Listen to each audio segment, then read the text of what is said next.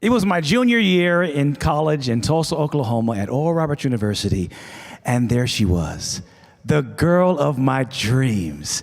So I mustered up as much strength as I could. I walked up to her, I reached out my hand to shake her hand and said, "My name is Elector Pearson." Now, I expected her to give me some type of chemistry or something. She didn't give me a thing. So I didn't speak to her again for 2 whole years. Now, I watched her a lot. I didn't stalk her, but I did watch her.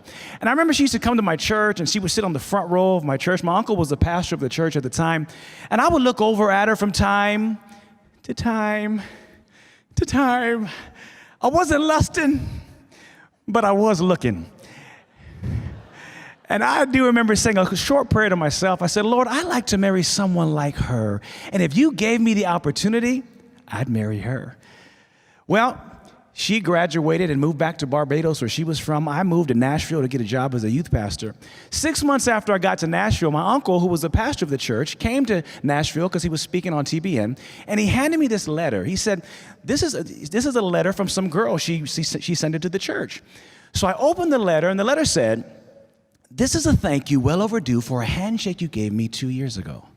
And if you don't remember who I am, go to the yearbook, page 148, picture 2, and there I'll be." So I immediately went home. I went to the yearbook, page 148, picture 2, and there she was, the very same girl that I said I'd like to marry, Dawn Marie. I immediately wrote her back. I was like, "If you like the handshake, girl, you ain't seen nothing yet." We wrote back and forth about 7 months, and finally I decided this was from the Lord. So I went to the jeweler, knowing it was from the Lord. I went to the jeweler and I purchased an engagement ring. But even though I knew it was from the Lord, I walked up to the jeweler and I asked him a question. I said, "If she says no, can I get my money back?" He said, "Absolutely." So I flew to Barbados, and we were 2 days after I got to Barbados, we were at this wonderful restaurant overlooking the beautiful water, and I saw a fish swimming around the water. I said, "If that fish swims around one more time, I'm gonna ask this girl to marry me." And it swam around again. I said, "Okay, if it swims around 2 times, I'm gonna ask this girl to marry me." And it did. I said, "Okay, 3 times the charm. If it swims around 3 times, I'm gonna ask her to marry me." And it did.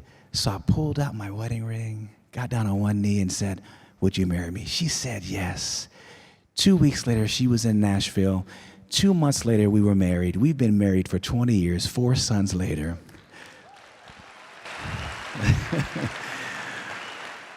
You know, she told me before we got married, she said, "You know, when you were watching me, I was watching you. When you were praying about me, I was praying about you." And I began to think, what if we lived that way? What if we lived with the knowledge of knowing that what we desired us back? Everything would change. Thank you.